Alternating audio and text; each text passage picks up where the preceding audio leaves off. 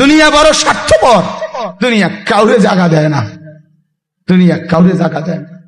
এত মজবুত পাইলিং করে যেই বিল্ডিং বানাইলাম, দুনিয়া তারে থাকতে দেয় না। যা বেটা যা, যা তুই লাথি দিয়া বাইর করে যা, কবরে যা, কবরে যা। দুনিয়া কাউরে থাকতে দেয় না। দুনিয়া কত ক্ষমতা ধরকে মাটির নিচে ফেলায় দিছে, দুনিয়া কত সম্পদ আলাকে মাটির নিচে ফেলে দিছে, দুনিয়া কত সুন্দরী নারীকে মাটির নিচে ফেলায় দিছে, মাটির সাথে রেজা রেজা করে ফেলছে। আজ আর চেহারা নাই, আজ আর রূপ নাই, আজ আর যৌবন নাই, আজ আর ক্ষমতা নাই। এমনও বাদশা ছিল পৃথিবীতে যার হাতের আঙ্গুলের ইশারায় মানুষের গর্দান উড়াইয়া দিত, যার হাতের ইশারায় উঠত মানুষ, বসত মানুষ। আজ বাদশারা নাই, আজ সম্পদওয়ালারা নাই, আজ মালওয়ালারা নাই। দুনিয়া কাউরে থাকতে দেয় না, কাউরে না দোস্ত, কাউরে দেয় না। দুনিয়া দাদারে আমার থাকতে দেয় নাই। আমার দাদারে আমি দেখছি, আজ আমার দাদা নাই।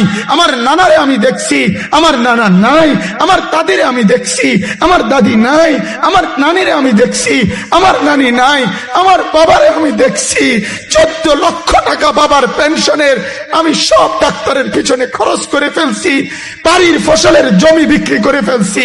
আমার বাপ যেন না মরে বারবার বারডেম হসপিটালে নিছি, কিন্তু দুনিয়া আমার বাপকে থাকতে দেয় নাই। আমার বাপ কবরে চলে গেছে। দুনিয়া কাউরে থাকতে দেয় না, কাউরে না, কাউরে না, কাউরে না, কাউরে না। আমার বাপ দুনিয়া কাউরে থাকতে দেয় না। তুমি থাকবা না, তুমি থাকবা না। দুনিয়ার ধোকায় পড়ো না বাপ, দুনিয়ার ধোকায় পড়ো না। মাকে বুঝা। আজ মারা বেসামাল হয়ে গেছে, আজ বোনেরা বেসামাল হয়ে গেছে, বেপর্দার উৎসব তুলে দিছে। এটা যেন আল্লাহর সাথে যুদ্ধ করছে। আল্লাহ করোনা না, তুমি আরো কিছু দাও, আমরা বেপরদিগি ছাড়বো না। যুবক ছেলেগুলো যেন বলতেছে, আল্লাহ তুমি করোনা দেওয়ার যাই দাও, অশ্লীল ছবি দেখা, ফেসবুকে নর্তকী দেখা, আমরা ছাড়বো না। দেখি তুমি কি করতে পারো, তুমি যা করার করো। দোকানদার ব্যবসায়ীরা হারামের লেনদেন করা বন্ধ করছে না, সুদখোর সুদ ছাড়ছে না, ঘুষখোর ঘুষ ছাড়ছে না, নাফরমান আর জিনাকার ব্যভিচারী এরা কেউ কিছু ছাড়ছে না। বেহায়ার বেপর্দা নারী তার অশ্লীলতার বেহায়াপনা ছাড়ছে না। মুসলমান তার ঘরে টেলিভিশনের নর্তকীর আওয়াজ তো বন্ধ করছে না। হায় করোনা কিভাবে যাবে, আযাব কিভাবে যাবে বলেন, বলেন, বলেন আপনারা। আমার বাপ ফেরাউনের উপরে তো আযাব এতদিন ছিল না, নমরুদের উপরে আযাব এতদিন ছিল না, সাদ্দাদের উপরে আযাব এতদিন ছিল না, কারুনের উপরে আযাব এতদিন ছিল না, লূত আলাইহিস সালামের কওমের উপরে আযাব এতদিন ছিল না, হুদ আলাইহিস সালামের কওমের উপরে আযাব এতদিন ছিল না, নূহ আলাইহিস সালামের কওমের উপরে এতদিন আযাব ছিল না। আজ আমরা মালিককে এই পরিমাণ নারাজ করছি, মালিক এত বেশি নারাজ। আজ 1 বছর হয়ে গেছে, 1 বছরের চাইতে বেশি হয়ে গেছে, কই করোনার মহামারীর আযাব তো যাচ্ছে না।